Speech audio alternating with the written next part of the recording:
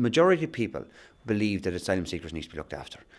But if they're in the system, they should be treated like everybody else. Like there should be no difference between an off-lease citizen and a migrant coming in.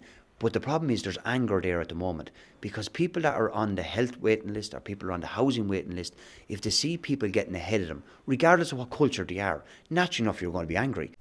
In regard to Tullamore, there's 168 people coming in. There'll be services and supports put in them. There'll be medical care, there'll be housing provision, future housing provisions. So what happens is they'll do their time in the direct provision, and what happens is then within each local authority there's what you call a HAP finder. HAP is housing assistance payment. So there's a person that's allocated in the council that will go and try to find rented accommodation. What tends to happen then is the council will swarm in with a team of people.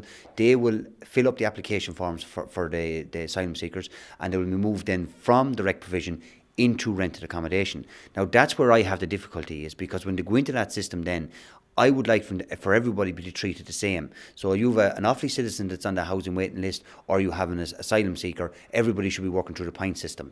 But what's happening is, and this is where it gets diluted a small bit, and this is where there's a play of words between the department and myself, let them be going through the direct provision system onto the housing waiting list, which to get all the supports to do so.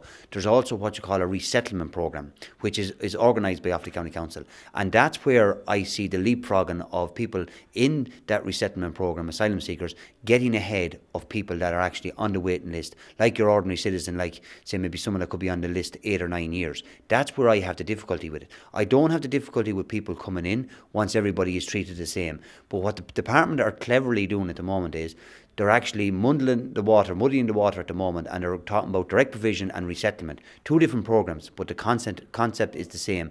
People do get ahead and do get actually looked after a lot quicker in the system because there's more supports being put in there, and there's more of a scrutiny on them from the department, and that's where it's happening.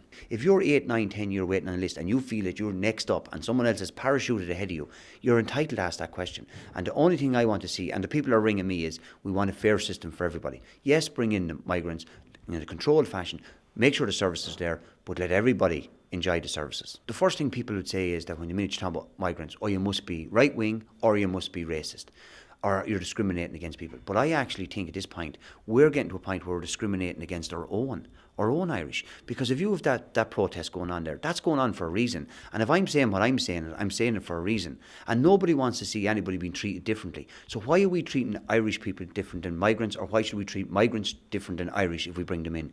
And at the moment, it's very much favoured for migrants that are coming in. There is more services being given, and that is a fact. And all I want to see is that is equal across the board. And if it's equal across the board, then what you have is you have a fairer society, and you wouldn't have this anger that's there at the moment.